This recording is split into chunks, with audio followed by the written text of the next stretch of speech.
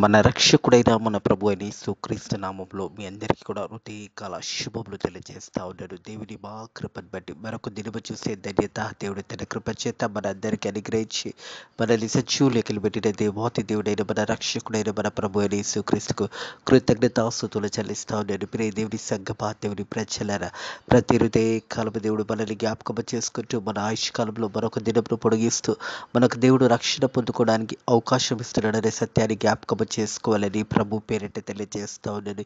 ఎవరు కూడా సమయాన్ని వ్యర్థం చేసుకోకుండా దేవుడిచ్చిన సమయాన్ని అనుకూలంగా రక్షణ పొందుకొని దేవుని చిత్తంలో నడవాలని ప్రభు పేరిట తెలియజేస్తా ఉన్నాడు. ఎప్పుడు ఏమి జరుగుతుందో మనకు తెలియదు. ఎంతసేపు ఈ లోకంలో మనం ఉంటామో తెలియదు, ఎప్పుడు వెళ్ళిపోతామో తెలియదు. కానీ రక్షణ పొందుకున్నట్టయితే మరి శరీరానికి మరణం ఉన్నది కానీ ఆత్మకు మరణం లేదు అనే సత్యాన్ని జ్ఞాపకం చేసుకోవాలని ప్రభు పేరిట తెలియజేస్తా ఉన్నాడు. దేవుడు తన ఉచితంగా మనకిచ్చిన రక్షణను మనం పొందుకొని దేవుని చిత్తంలో నడిచినట్టయితే మనం చనిపోయినా కానీ మన ఆత్మకు మరణం లేదు. కాబట్టి మనము దేవుని యందు భయభక్తుల జీవితం ఈ లోకంలో జీవించినప్పుడు మనం తిరిగి పరలోకం చేరగలుగుతామనే సత్యాన్ని జ్ఞాపకం చేసుకోవాలని ప్రభు పేరిట తెలియజేస్తా ఉన్నాడు.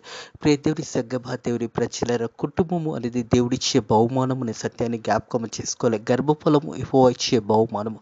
భార్య భర్తల జీవితాన్ని దేవుడు సృష్టిని ఆరంభించినప్పుడే ఆదామును అవ్వని జతపరిచి ఆనాడే వివాహం అనే బంధంని కట్టి ఉన్నాడనే సత్యాన్ని జ్ఞాపకం చేసుకోవాలని ప్రభు పేరిట తెలియజేస్తా ఉన్నాడు. దేవుడు తన కృప చేత కుటుంబంని ఆశీర్వదించి ఉన్నాడనే సత్యాన్ని జ్ఞాపకం చేసుకోవాలి. కుటుంబం అనేది దేవునికి ఎంతో ఇష్టమైనది అనే సత్యాన్ని కూడా జ్ఞాపకం చేసుకోవాలి. భార్య భర్తలుగా దేవుడు మరి నిర్ణయించి వారికి గర్భఫలాన్ని ఇచ్చి కుటుంబంగా దేవుడు వారిని ఏర్పాటు చేసి ఆ కుటుంబంని దేవుడు ఎల్లప్పుడూ కూడా దీవిస్తున్నాడు, ఆశీర్వదిస్తున్నాడు అనే సత్యాన్ని జ్ఞాపకం చేసుకోవాలని ప్రభు పేరిట తెలియజేస్తా ఉన్నారు. ఈ కలము మా జ్ఞాని అయిన సాల్మోను రాజు రాసిన ప్రసంగి గ్రంథము 4వ అధ్యాయము 7వ వచనం నుంచి 12వ వచనం వరకు ఉన్న వాక్య భాగాన్ని ధ్యానించబోతా ఉన్నాము. ప్రసంగి గ్రంథము 4వ అధ్యాయము 7వ వచనం నుంచి 12వ వచనం వరకు చూసినట్టయితే ప్రియ దేవుని సంగమా, దేవుని ప్రజలారా, ఈ వాక్య భాగంలో కుటుంబం గురించి మరి మహాజ్ఞాని అయిన సాల్మోను రాజు రాసిన ఈ మాటలను మనం గమనించినట్టయితే మన జీవితానికి ఎంతో అవసరమై ఉన్నాయి ఈ మాటలు అనే సత్యాన్ని జ్ఞాపకం చేసుకోవాలని ప్రభు పేరిట తెలియజేస్తా ఉన్నాను. నేను ఆలోచింపగా వ్యర్థమైనది మరొకటి సూర్యుని కింద నాకు కనబడినది. మరి మహాజ్ఞాని అయిన సాల్మోను రాజు రాసిన ఈ యొక్క ప్రసంగి గ్రంథంలో 4వ అధ్యాయంలో 7వ వచనంలో నేను ఆలోచింపగా వ్యర్థమైనది మరొకటి సూర్యుని కింద నాకు కనబడినది. ఒంటరిగా ఒకడు కలడు, అతనికి జతగాడు లేడు, కుమారుడు లేడు, సహోదరు లేడు. ఆయనను అతడు ఎడతెరగక కష్టపడును. అతనికున్న ఐశ్వర్యం చేత తృప్తి పొందడు. అతడు సుఖమైనది ఎరగక ఎవరి నిత్యం కష్టపడుతున్నాడు అనుకోడు. ఇది వ్యర్థమని బహు చింత కలిగించినది. ప్రియ దేవుని సంగమా, దేవుని ప్రజలారా, ఇక్కడ మహాజ్ఞాని అయిన సాల్మోను రాజు ప్రసంగి ద్వారా మనతో మాట్లాడుతున్న మాటలను గమనించినట్టయితే ఒక వ్యక్తి ఒంటరిగా ఉన్నాడు. మరి అతనికి సహోదరుడు లేడు, కుమారుడు లేడు, చాలా కష్టపడతా ఉన్నాడు. ఆ కష్టమంతా కూడా చివరికి వ్యర్థమే అన్న మాట ఇక్కడ జ్ఞాపకం చేస్తూ ఉన్నాడు. ఎందుకంటే అతడు ఒంటరిగా ఉండి తనకి సహోదరు లేడు, కుమారుడు లేడు, ఎవరు లేరు. ఆయన ఎడతెరగక కష్టపడుతున్నాడు. మరి ఎడతెరగక కష్టపడుతున్నాడు. ఒక సత్యాన్ని జ్ఞాపకం చేసుకోవాలి.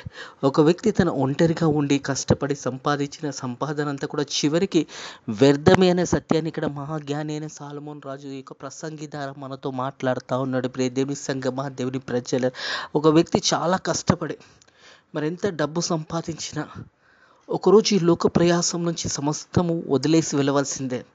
అతనికి కుటుంబం లేదు, మరి సహోదరుడు లేడు, కుమారుడు లేడు, ఎవరు లేరు. ఆయన ఎడతెరగక కష్టపడతాను. ఈరోజు ప్రపంచంలో ఎక్కడ చూసినా మనుషులు డబ్బు వైపు ఉరుకుతూ ఉన్నారు. ఏదో సంపాదించాలని పరిగెత్తుతున్నాడు కానీ కుటుంబాన్ని మర్చిపోతూ ఉన్నాడు. భార్య భర్తల జీవితం ఎంతో ప్రాముఖ్యమైన సత్యాన్ని అని మర్చిపోతూ, మరి పిల్లల విషయాన్ని మర్చిపోతూ డబ్బు వెంట పరిగెత్తుతున్నాడు. చివరికి ఆ డబ్బు తనతో కూడా రాదు అని తెలిసినా కానీ మరి ఎప్పుడు చూసినా డబ్బు వైపు పరిగెత్తే వారు ఎంతోమంది మనల్ని చూస్తూ ఉన్నాము. ఉదయకాలం లేచిన మొదలుకొని డబ్బు వెంబడి పరిగెత్తుతూ చివరికి వారు ప్రాణాలు పోగొట్టుకుంటూ చివరికి ఏమీ కూడా తీసుకొని పోలేని స్థితి ఇది. ఎందుకంటే తల్లి గర్భంలో నుంచి మనం ఒంటరిగానే వచ్చాము, తిరిగి ఒంటరిగానే వెళ్ళవలసింది. ప్రతి ఒక్కరం కూడా వెళ్ళవలసిన సత్యాన్ని జ్ఞాపకం చేసుకోవాలని ప్రభు పేరిట తెలియజేస్తూ ఉన్నారు. ఎందుకంటే ఈ లోకం ఉన్నది, మనం చివరికి మనం వెళ్ళేటప్పుడు ఏమి కూడా తీసుకెళ్ళలేము అన్న సత్యాన్ని జ్ఞాపకం చేయబడుతుంది. అందుకే అంటున్నా, నేను ఇలా ఆలోచింపగా వ్యర్థమైనది మరొకటి నాకు సూర్యుని కింద నాకు కనబడినది. ఒంటరిగా ఒకడు కలడు, ఒంటరిగా. మరి అతడు ఉన్న సమయంలో అతనికి జతగాడు లేడు, కుమారుడు లేడు, సహోదరులు ఎవరు లేరు, భార్య లేదు. మరి అలాగే చూసినట్టయితే కుమారుడు లేడు, సహోదరు లేడు. కానీ కష్టపడుతూ ఉన్నాడు, బాగా కష్టపడుతూ ఉన్నాడు. ఆ కష్టమంతా కూడా వ్యర్థమైన తెలిసినా కానీ డబ్బు గురించి పరిగెత్తుతూ డబ్బు సంపాదించాలని ఆ వ్యక్తి తన జీవితంలో మరి కొద్దిగా చూసినట్టయితే అతనికి జతవాడు లేడు, మరి కుమారుడు లేడు, సహోదరు లేడు. అయినను అతడు ఎడతెరగక కష్టపడాను, అయినను ఎడతెరగక మరి ఎంతో కష్టపడుతూ ఉన్నాడు. చివరికి అది ఎవరి పాలవుతుందో కూడా తెలియని భయంకరమైన స్థితిలో మానవుడు ఈరోజు ఉన్నాడు. ఎంత కష్టపడి ఎంతో సంపాదించాలని పరిగెత్తుతున్నాడు. కానీ కుటుంబంలో ఎవరు లేరు అతనికి. కుటుంబము ప్రాముఖ్యమైనదని సత్యాన్ని మర్చిపోతూ ఉన్నాడు. దేవుడిచ్చిన భార్యని మర్చిపోతూ ఉన్నాడు, దేవుడిచ్చిన బిడ్డలను మర్చిపోతూ ఉన్నాడు. ఎడతెరగకి పరిగెత్తుతూ విచారము చేస్తూ పాపంలో బ్రతుకుతూ పాపంలో జీవించేవారు ఎంతోమంది కనిపిస్తూ ఉన్నారు. కానీ వారు దేని గురించి పరిగెత్తుతున్నారో, దేని గురించి వారు ప్రయాసము, దేని గురించి వారు అంత కష్టపడుతున్నారో మర్చిపోతూ ఉన్నారు. ప్రియ దేవుడి దేవుడి ప్రజలారా, అలాగే చూసినట్టయితే అతడు సుఖమును ఎరగక ఎవరి నిత్యం కష్టపడును అని అనుకోడు. ఇది కూడా వ్యర్థమని బహుచింత కలిగించింది. మరి తను సంపాదించిన సంపాదన ఎక్కడికి వెళ్తుంది? మరి ఎక్కడ చివరికి తను ఆ ఒక సంపాదనలో ఏదైనా తీసుకెళ్తాడంటే ఏది కూడా తీసుకెళ్ళాడనే సత్యాన్ని జ్ఞాపకం చేయబడుతుంది. ప్రియ దేవుడి ప్రజలారా, ఈ లోక ప్రయాసంలో మనము చివరికి వెళ్ళవలసింది ఒంటరిగానే వెళ్ళవలసినదనే సత్యాన్ని జ్ఞాపకం చేసుకోవాలి. కుటుంబంని ప్రేమించాలి, పిల్లలని ప్రేమించాలి. మనం జీవితం ఎంతో విలువైనది. మన జీవితం ఒక ఆధారంగా మనం జీవించిన విధానము రాబోయే తరాలకు కూడా అది ఆశీర్వాదకరంగా, దీవెనకరంగా ఉండాలంటే దేవుని యందు భయభక్తులు కలిగి, దేవునికి లోబడి, దేవుని చిత్తానుసారంగా జీవించినప్పుడు అది నీకు ఆశీర్వాదం అవుతుందనే సత్యాన్ని జ్ఞాపకం చేసుకోవాలి.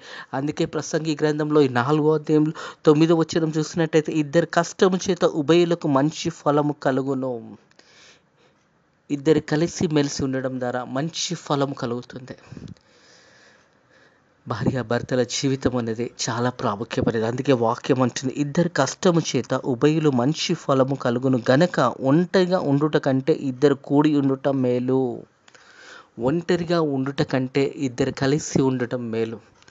ఈ యొక్క మాటలు దేని ఉద్దేశించి మాట్లాడుతున్నాయి అంటే వాక్యము భార్యాభర్తల విషయంలో మాట్లాడుతూ ఉన్నాయి. ప్రియ దేవుని ప్రజలారా, భార్యాభర్తల జీవితం చాలా ప్రాముఖ్యమైనది అనే సత్యాన్ని జ్ఞాపకం చేయబడుతుంది. ఇద్దరు కష్టం చేత ఉభయులకు మంచి ఫలము కలుగును, ఒంటరిగా ఉండుట కంటే ఇద్దరు కూడి ఉండుట మేలు. ఇద్దరు కలిసి మెలిసి ఉండటం మేలు. ఒంటరిగా ఉండడం వల్ల తన జీవితంలో ఒంటరి జీవితం అనేది చాలా భయంకరమైనది. అందుకే మనం చూస్తాం, ఆదికాండంలో దేవుడు సృష్టిని ఆరంభించిన తర్వాత 2వ అధ్యాయంలో తెలియజేసిన మాట ఏంటంటే, నరుడు ఒంటరిగా ఉండడం మంచిది కాదు. నరుడు ఒంటరిగా ఉండడం మంచిది కాదని, వానికి సాటైనదిగా చేయాలని దేవుడు ఆలోచించి ఆదాము పక్కల ఎముక నుంచి అవ్వను నిర్మించి కుటుంబం అనేది ఏర్పాటు చేశాడు. ఒక వ్యక్తి ఒంటరిగా ఉండడం వల్ల, ఒంటరి జీవితం వల్ల ప్రయోజనం ఏమి ఉండదు.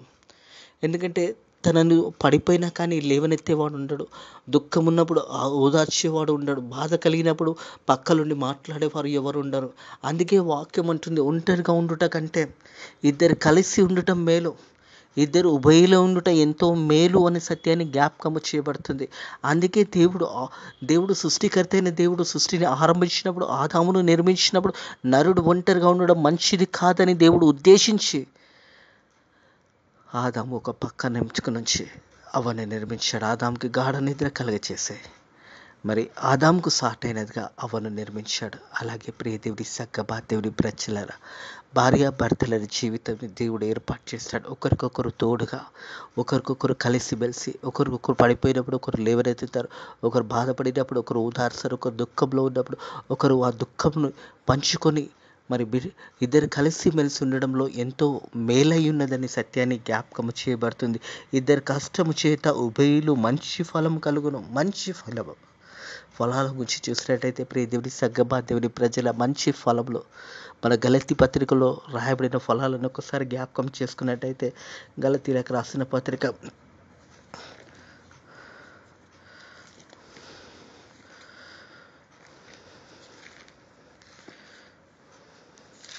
గలతీలకు రాసిన పత్రిక 5వ అధ్యాయము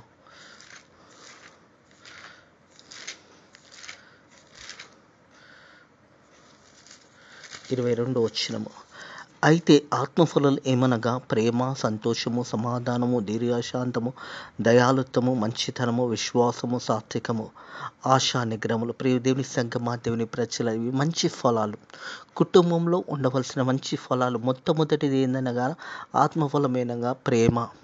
కుటుంబంలో ఏ కుటుంబంలోనైతే ప్రేమ ఉంటుందో ఆ కుటుంబంలో సంతోషం ఉంటుంది, అలాగే సమాధానం ఉంటుంది, దీర్ఘశాంతం ఉంటుంది, దయాత్వం ఉంటుంది, మంచితనం ఉంటుంది, విశ్వాసం ఉంటుంది, సాత్వికం ఉంటుంది, ఆశా నిగ్రహం.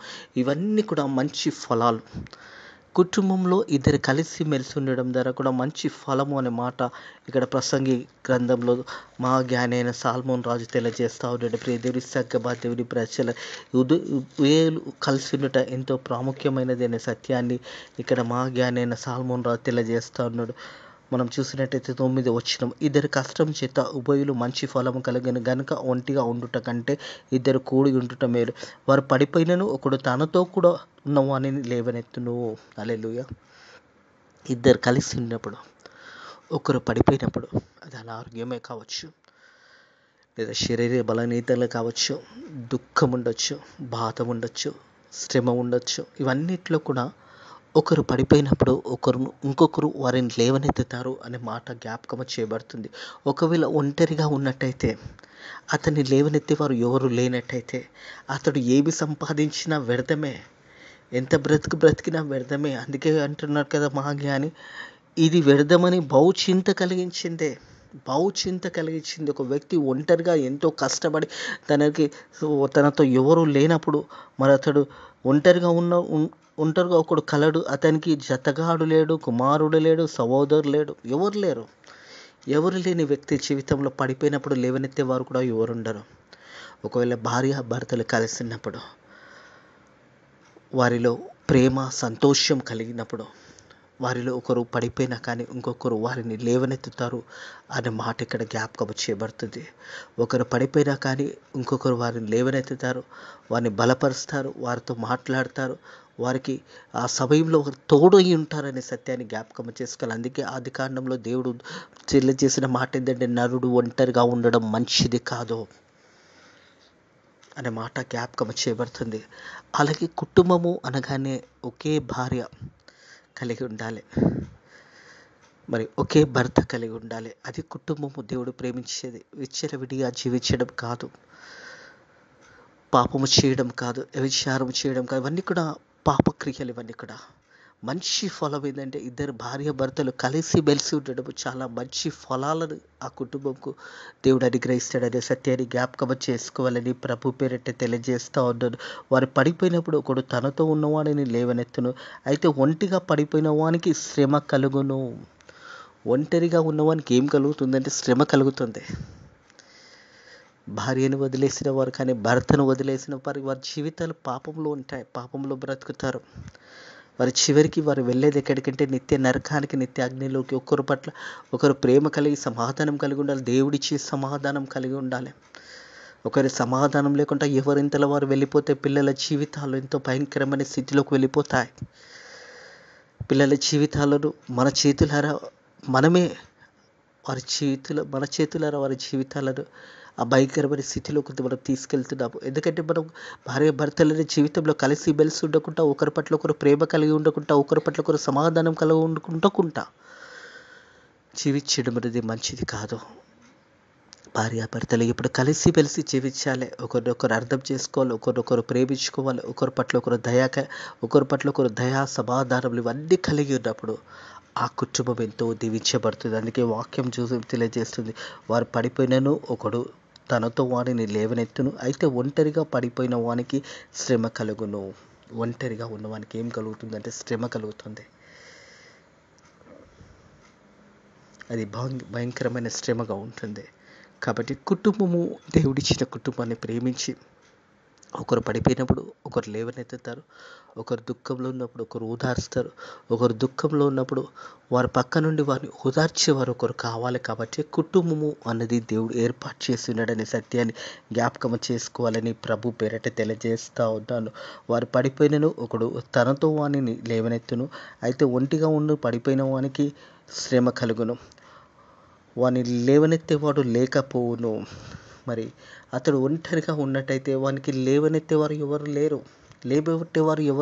పడిపోయినప్పుడు ఎవరు అతనిపై చూసి లేవనెత్తేవారు కూడా ఎవరు లేరు. ఎప్పుడైతే కలిసి మెలిసి ఉంటారో కుటుంబం కానీ భార్య భర్తలు కానీ కలిసి ఉన్నప్పుడు ఒకరి పట్ల ఒకరు ప్రేమ సమాధానం కలిగినప్పుడు వారికి ఆ పడిపోయినప్పుడు ఇంకొకరు లేవనెత్తుతారు అనే సత్యాన్ని జ్ఞాపకం చేయబడుతుంది.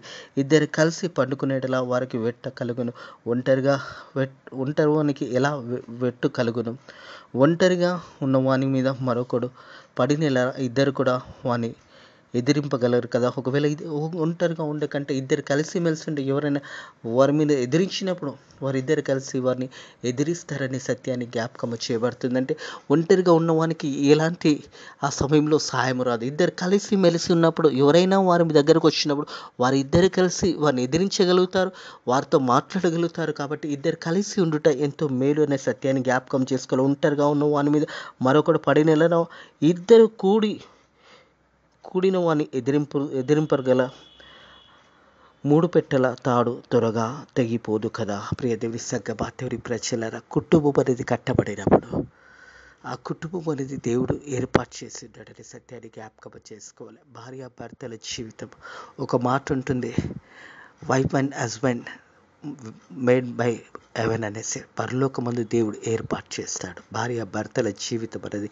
దేవుడు ఏర్పాటు చేసిన బంధం అదే. ఏ నరుడు కూడా దాన్ని వేరు చేయకూడదని వాక్యం తెలియజేస్తుంది. కాబట్టి ఆ భార్యాభర్తల జీవితం అనేది ఎంతో ప్రాముఖ్యమైనది సత్యాన్ని జ్ఞాపకం చేసుకోవాలని ప్రభు పేరట తెలియజేస్తారు. ఇద్దరు కలిసి పండుకునే వారికి వెట్టు కలుగును, ఒంటరి వానికి వెట్టు ఎలా కలుగును? ఒంటరిగా ఉన్న వానికి మరొకడు పడిన ఎడల ఇద్దరు కూడి ఉండి వారిని ఎదిరింపగలరు. 3 పెట్టెల తాడు త్వరగా తెగిపోదు కదా. కుటుంబం అనేది ప్రేమ, సమాధానము, సంతోషము, ఇవన్నీ కూడా దేవుడిచ్చే బహుమానాలనే సత్యాన్ని జ్ఞాపకం చేసుకోవాలని ప్రభు పేరిట తెలియజేస్తూ ఉన్నాడు. వివాహం అన్నిటి విషయంలో ఘనమైనదని అపోస్తుడైన పౌలు ఎబ్రీలకు రాసిన పత్రిక ద్వారా మనకు తెలియజేస్తాడు. ఎందుకంటే వివాహం అనేది దేవుడు ఏర్పాటు చేసినది. సృష్టి ఆరంభించినప్పుడే దేవుడు ఆదామును నిర్మించినప్పుడే కుటుంబంను ఏర్పాటు చేస్తున్నాడు. కాబట్టి కుటుంబంని ఏ కుటుంబం అయితే భర్త కానీ భార్య కానీ ఒకరి పట్ల ఒకరు ప్రేమ కలిగి, ఒకరి పట్ల ఒకరు సమాధానం కలిగి, ఒకరి పట్ల ఒకరు నెమ్మది కలిగి, ఒకరినొకరు అర్థం చేసుకున్నప్పుడు ఆ కుటుంబం నిత్యము సంతోషంగా ఉంటుంది. ఎల్లప్పుడూ కూడా ఆ కుటుంబంలో ప్రేమ, సమాధానము, సంతోషం ఉంటుంది. ఇద్దరు కలిసి ఒకరినొకరు అర్థం చేసుకొని కుటుంబం అనే బాధ్యతను సరిగా దేవుడిచ్చిన కుటుంబంని సరి అయిన విధంగా వారు ఆ కుటుంబంలో ఒకరి పట్ల ఒకరు సంతోషము, ఒకరి పట్ల ఒకరు సమాధానం, ఒకరి పట్ల ఒకరు ప్రేమ కలిగినప్పుడు, ఒకరు పడిపోయినప్పుడు ఒకరు లేవనెత్తడానికి ఉన్నప్పుడు ఆ కుటుంబము ఎప్పుడు కూడా సంతోషంగా ఉంటుంది. ఒంటరిగా ఉన్న వానికి పడిపోయినప్పుడు వారిని లేవనెత్తేవారు ఎవరు కూడా ఉండరు అని వాక్యము తెలియజేస్తుంది. కాబట్టి కుటుంబము అనేది దేవుడు ఏర్పాటు చేసి ఉన్నాడనే సత్యాన్ని జ్ఞాపకం చేసుకోవాలని ప్రభు పేరిట తెలియజేస్తాడు. ఏ కుటుంబం అయితే దేవుని భయభక్తులు కలిగి జీవిస్తుందో ఆ కుటుంబం దీవించబడుతుంది. 128వ దావీదు కీర్తన చూసినట్టయితే 128వ దావీదు కీర్తన మొదటి వచనం ఏం తెలియజేస్తుందంటే,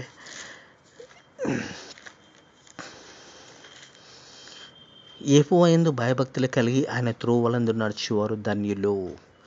యెహోవా యందు భయభక్తులు కలిగి ఆయన త్రోవలందు నడుచువారు ధన్యులు. ఏ కుటుంబం అయితే దేవునికి లోబడి మరి యెహోవా యందు భయభక్తులు కలిగి ఆయన త్రోవలందు నడుస్తారో వారు ధన్యులు, ధన్యురాలు అనే మాట జ్ఞాపకం చేయబడుతుంది. కింది వచనాలన్నీ కూడా ఆశీర్వాదాలు. వారు అప్పుడు ఆశీర్వాదాలన్నీ కూడా పొందుకుంటారు. దీర్ఘాయుష్షు చేత దేవుడు వారిని దీవిస్తాడు, ఆశీర్వదిస్తాడు అనే సత్యాన్ని జ్ఞాపకం చేసుకోవాలని ప్రభు పేరట తెలియజేస్తా ఉన్నాడు. మీ కుటుంబంలో దేవుడు దీవించి ఆశీర్వదించును గాక. ఒకరినొకరు అర్థం చేసుకోండి. దేవుడిచ్చిన ఉన్నతమైన జీవితంలో ప్రేమ, సంతోషము మీ జీవితంలో ఫలాలుగా ఉండడానికి దీర్ఘాయుషు, దీర్ఘశాంతము ఇవన్నీ కూడా ఆశీర్వాదాలే. గలతీలకు రాసిన పత్రిక 5వ అధ్యాయం 22వ వచనము ఆశీర్వాదాలు మనం పొందుకొని దేవుని ఘనపరిచి, దేవునిని మహిమపరిచి మంచి ఫలాలను పొందుకుంటూ అనేకులకు మనం ఆశీర్వాదకరంగా, దీవెనకరంగా జీవించాలనేది దేవునికి వాక్యము తెలియజేస్తుంది. దేవుడు మీ కుటుంబంలో దీవించి ఆశీర్వదించి దేవుని చిత్తంలో మీరు నడిచినట్టయితే సంతోషము, సమాధానము ఎప్పుడు మీ కుటుంబంలో ఉంటుందనే సత్యాన్ని జ్ఞాపకము చేసుకోవాలని ప్రభు పేరటి తెలియజేస్తాడు. ఇటు మాటలను కాలం దేవుడు మీ హృదయాలలో ఇటు మాటలను దీవించి ఆశీర్వదించి మిమ్మల్ని ఫలింపచేయును గాక. మీ అనారోగ్యంని కొట్టివేయును గాక. దేవుడు మీ కుటుంబంలో ఒక సంతోషము, సమాధానము కలుగచేయును గాక. భార్యాభర్తల జీవితాన్ని దేవుడు దీవించి ఆశీర్వదించి మీ యొక్క గర్భఫలాన్ని కూడా దేవుడు దీవించి ఆశీర్వదించి ఉన్నత స్థానంలో మీ బిడ్డలను పెట్టును గాక. అట్టి కృప దేవుడు మనందరికీ అనుగ్రహించి మనల్ని దీవించి ఆశీర్వదించును గాక, మనల్ని బలపరచును గాక. ఆమెన్. ప్రార్థన చేసుకుందాము. పరిశుద్ధుడ దేవానికి కృతజ్ఞతలు, స్తోత్రములు తండ్రి. ఒంటరిగా ఉండడం మంచిది కాదు, ఇద్దరు కలిసి ఉండడం ఎంతో మేలు అని నీ వాక్యము ద్వారా మరి కుటుంబం గురించి మాతో మాట్లాడి మనల్ని బలపరిచి మనల్ని దీవించి ఆశీర్వదించిన దేవానికి కృతజ్ఞతలు, స్తోత్రములు తండ్రి. ఈ రోజంతట్లో కూడా మనల్ని దీవించండి, ఆశీర్వదించండి. నీ రెక్కల కింద భద్రతను, కాపుదల దయచేయండి. ఫేత్ మినిస్ట్రీస్ మందిరాన్ని కూడా మీరు దీవించండి, ఆశీర్వదించండి. యేసయ్య ఈ రోజంతా కూడా మా దేశాన్ని, మా ప్రజలను, అలాగే తండ్రి మా నాయకులను దీవించండి. మా యొక్క సేవకులను, మా సేవకురాలను దీవించి ఆశీర్వదించమని నజరేయుడైన యేసుక్రీస్తు నామములో ఈ ప్రార్థనని వేడుకుంటున్నాము తండ్రి. ఆమెన్. మన రక్షకుడైన మన ప్రభు అయిన యేసుక్రీస్తు యొక్క కృపా సమాధానము ఎప్పుడు ఎల్లప్పుడూ సదాకాలము మీకును మీ కుటుంబంలోను తోడై నీడై ఉండును గాక. ఆమెన్.